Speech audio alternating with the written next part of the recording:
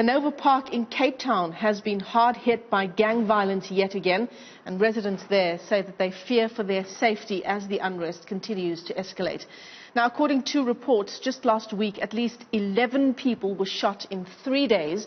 The city has now deployed 60 additional law enforcement officers to quell gang violence in the area. But is this a solid preventative strategy adequate to deal with gang-related violence? Let's unpack the story now. We're joined by the Western Cape Community Safety MEC, that's Fritz. Albert, good morning. Welcome to the AM report.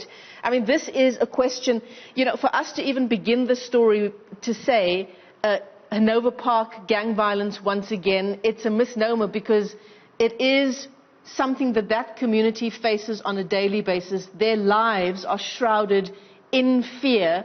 What is the solid plan that the city has to deal with gang violence, aside from these 60 additional law enforcement officers that have now been deployed?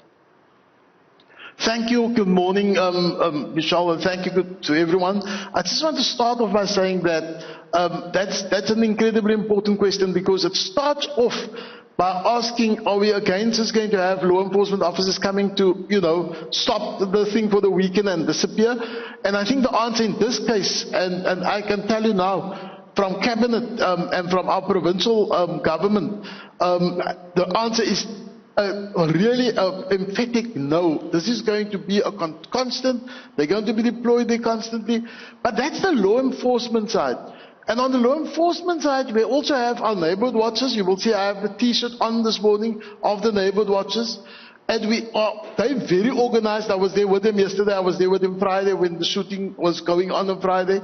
We're also looking specifically to the other leg of the Western Cape Safety Plan. Remember, there's a safety plan that speaks to getting more boots on the ground to support the South African police services. We mustn't forget about the South African police services.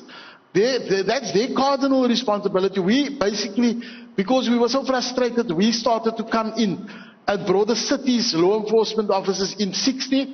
I'm going to possibly push that to 80. Because we pay, the province pay, it's unheard of that the province have to pay for it, but we pay for those.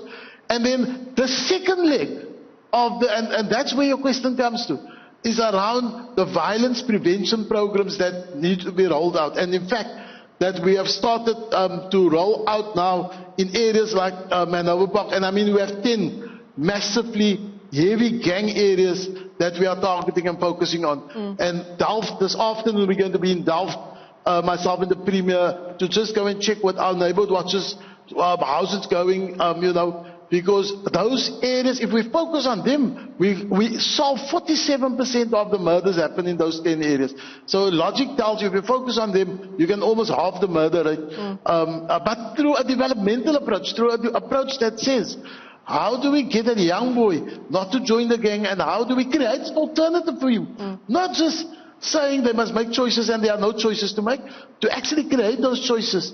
I want to say Chrysalis Youth Academy is already working in the area, and our start of working is with our current matriculants they must write matric next week or the week after next.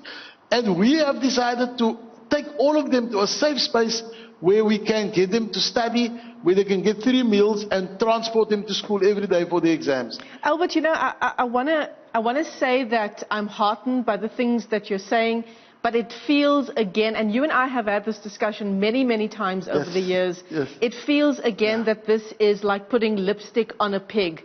These are measures that are being put in place. We are just not seeing the kinds of changes, real changes in these communities that we need to see. And I hear you, and I can tell you now, please, you must hold us accountable on this one. And we hold our partners, we are in partnership. And the issue here, the point we want to emphasize is the integrated approach. That for too long, and the time when we were talking, we had the police one side, we have the city on another side, the province on another. Now we are all together. I can tell you, I'm having a meeting tomorrow with the Provincial Commissioner, Matakata, who's an amazing, agent for getting these integrated approaches, so that we stop fighting, man, and arguing with each other. And the gangs are laughing and enjoying it when we are fighting. Let's all just get on one page, agree, and and sometimes we must agree to disagree, but get the job done. I want to say to you, please hold us accountable on this. And in fact, what we want to do, yesterday was one display, and I must say to you, I was also incredibly heartened by my meeting on Friday afternoon for 3 hours with the station commander, because it's a new one. And that's the other thing. We're reviewing every station commander in these hotspots. Because people complain that no one comes out when the police are called. And I must say to you, it was a breath of fresh air to speak to the current Colonel Fredericks in Philippi, who's just got a complete different approach and an amazing innovative approach. So it's all of that. It's all of the small little blocks, you know, and then perhaps you can put lipstick onto the lips of a dove for peace, for the change. Albert, I want to talk to you. You're talking about the SAPS and its involvement in this multi-pronged approach. So when it comes to community safety, how much of the focus is on, and we know this to be true, members of the SAPS that work very closely with gangs and gang leaders? We look at Charles Kinnear's assassination. He was on the brink of cracking the case of the Central Firearms Registry and how it is essentially providing these gangs with firearms. That's just one issue of members of the SAPS working with gang leaders. How do we start to address that?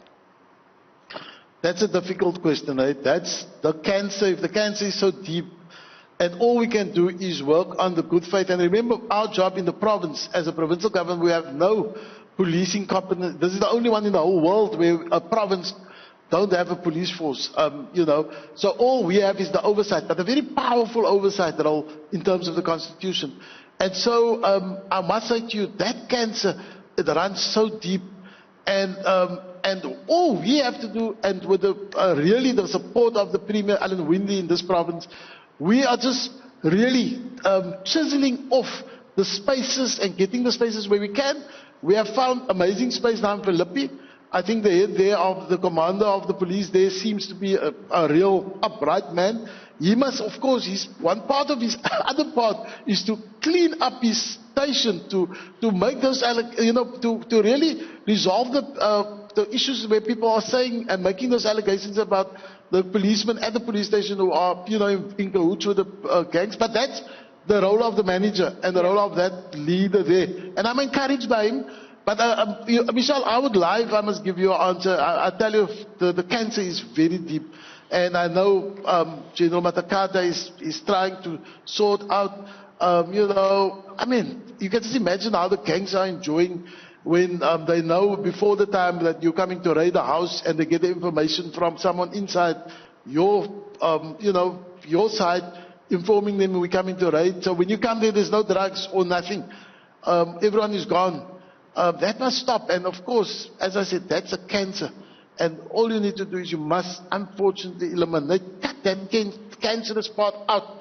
And I think, to an extent, this new provincial commissioner is starting slowly, but is moving towards that. And we're encouraged by that. Yeah. I mean, Albert, you as Community Safety MEC, you seemed overwhelmed just in terms of the crux of that question. Police involvement in enabling gangs. You seem pretty overwhelmed by that.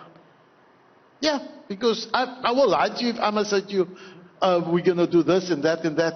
I think the problem, like in prisons, I mean, the system is a systemic issue of corruption in a whole lot of places. And when it's so systemic, even a new young person coming in gets kind of influenced in those kind of practices, that corporate culture. It's almost become a corporate culture.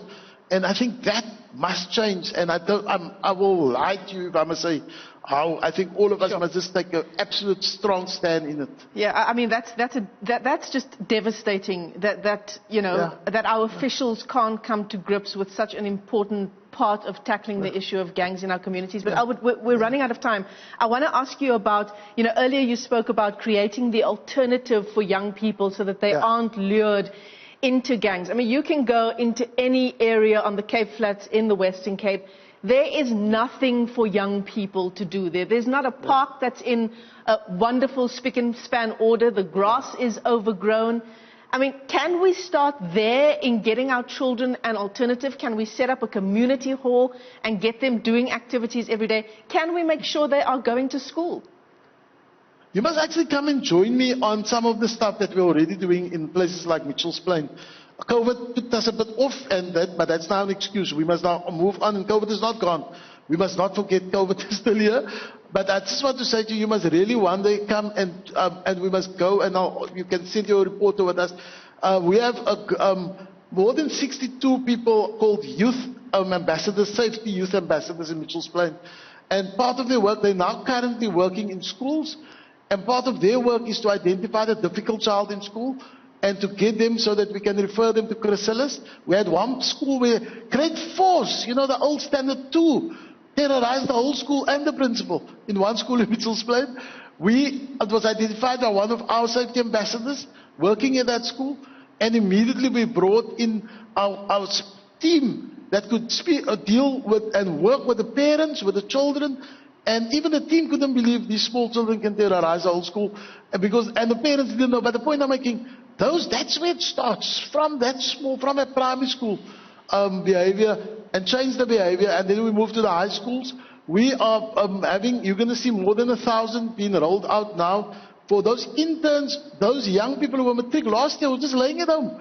They're prime suspects for a gang, to join the gang. So we are now saying to them, come on our program, become a violent preventer, become a facilitator for violence prevention, and work with them. And we're excited about that. And I just came back from the West Coast, where the youngsters are hungry for opportunities, and we're going to give those opportunities together with economic development, together with all the others. And you're right, by the way, the agriculture department in this province have the most phenomenal urban parks, vegetable parks for soup kitchens. So Mitchell's Plain, there's a few there, so we must come on and tour with us. We will. We show you. Albert, I'm sorry, we're out of time, but thanks very much for coming on. I think it's fair to say that the issues of gangsterism on the Cape Flats, many communities, Albert Fritz telling us 10 gang areas in and around the Western Cape. It's going to take a multi-pronged, multidisciplinary approach. Sometimes you do get the sense of where does one even begin to address this challenge. But one thing is for sure, communities there living in fear every single day.